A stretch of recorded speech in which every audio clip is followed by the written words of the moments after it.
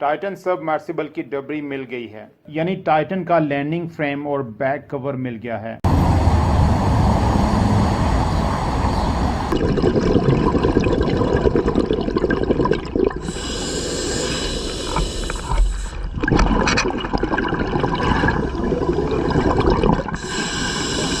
ये दावा किया जा रहा है यूएस कोस्ट गार्ड की तरफ से। अभी की ताज़ा तरीन अपडेट्स के मुताबिक इस आबदोज में जो 5 अफराद मौजूद थे, इनके बच जाने की उम्मीद नहीं रही। ऑक्सीजन तो पहले ही खत्म हो चुकी थी और अगर इसके मलबे का कुछ हिस्सा मिल गया है तो इसका मतलब ये है कि इसके साथ कोई हादसा पेश आ गया है। जब ये समंदर में गए थे, पहले 2 घंटों में ही इनसे राब्ता खत्म हो चुका था। इसका मतलब ये है कि इनको पहले ही 2 घंटों में कोई ना कोई हादसा पेश आ गया था।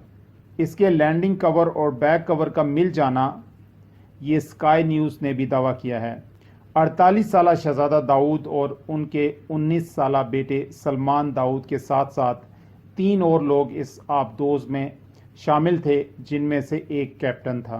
बहरी ओकेनूस में ये आबदोज चंद रोज से लापता थी। इस आबदोज की कैपेसिटी की बात करें तो ये 3800 मीटर गहराई में जाने की कैपेसिटी रखती थी, यानी 4 किलोमीटर, जो कि फीट में अगर देखा जाए तो 12,800 फीट गहराई में जाने की कैपेसिटी रखती थी। और इसके साथ साथ ये आबदोज 12 डाइव्स लगाने की कैपेसिटी भी रखती थी।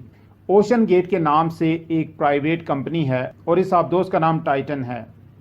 ये एडवेंचर्स, रिसर्च वर्क और समंदरों में जाना, हिस्ट्री को जानना, रिसर्च करना, किसी भी समंदरी ऑपरेशन के लिए इस कंपनी को ऑर्गेनाइजेशंस हायर करती हैं। ये आबदोज 2021 और 2022 में भी इस एडवेंचर के लिए गई थी और खैरियत से वापस आ गई थी, लेकिन अब जब 2023 में गई, अभी तक वापसी के कोई आसार नजर नहीं आते। इस आबदोज के पास ऑक्सीजन सिर्फ और सिर्फ 3 से 4 दिन के लिए होता है। मीडिया पे हाइप की वजह से दूसरे मुल्कों की डाइवर्स कंपनीज इसमें मदद कर रही हैं, जिसमें इंग्लैंड और कनाडा सरफहरिस्त हैं। इसके साथ साथ अगर लेटेस्ट अपडेट की बात करें तो ये भी दावा किया जा रहा है कि समंदर की एक खास तह तक जाने पे हर 30 मिनट के बाद कुछ साउंड्स आती हैं जो कि सिग्नल मिलने की सूरत में जनरेट होती हैं। इसका मतलब ये लिया जा रहा है कि गुमशुदा आबदोज कहीं आसपास ही है, जिसकी वजह से सिग्नल की सूरत में साउंड वेव्स जनरेट हो रही हैं। अगर ऐसी सिचुएशन है तो इसमें बचने की सिर्फ 2 सूरतें नजर आती हैं। माहिरीन के मुताबिक अगर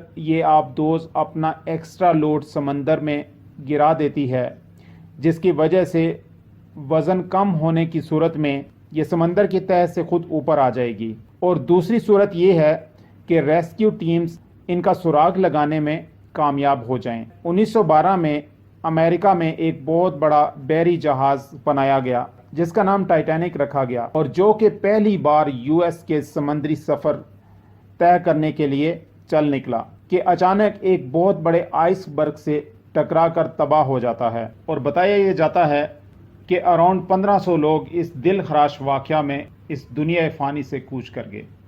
बाद अज़ां इस बहरी बेड़े की आपबीती पे टाइटैनिक नामी फिल्म भी बनाई गई, जिसको पूरी दुनिया में पजीराई भी मिली।